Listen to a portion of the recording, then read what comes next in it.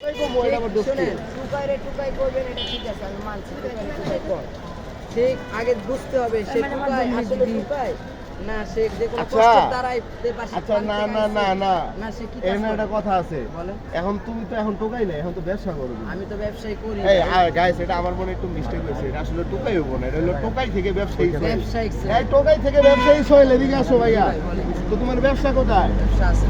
ব্যবসা কোথায়? জমা রাখছিলাম। কোথায় জমা রাখছো? দোকানে জমা রাখছি। বউর কাছে? না না, বউ তো নাই ভাই। বউ তো ওই সৌদি আরব থেকে কয় বিয়া করব, এটা করব। ঠিক মনে করেন কি বিয়া করে না? ঠিক সব কি যেন আশা, ভালোবাসার আশা দিয়ে আমাদের মনে কষ্ট দিলে আমরা কষ্ট পাই। এই জন্য আমাদের মনে তো এমনিতেই কষ্ট ভরা, আমাদেরকে আর কি কষ্ট দিবে?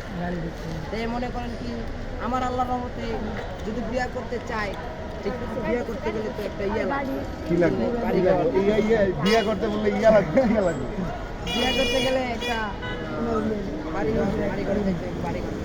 বাড়িঘর থাকতে কি তোমার যে ইনকাম বাড়িঘর থাকা যায় না? এগুলো ইনকাম দেয় ভাই, বাড়িঘর এই পাঁচশো বেচা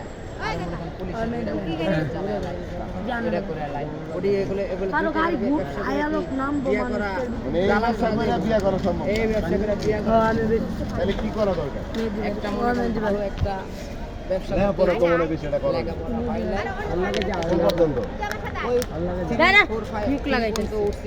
বাংলা রিডিং বুঝো? বাংলা রিডিং কিচ্ছুই বুঝি না, তার মানে ছোট থেকে।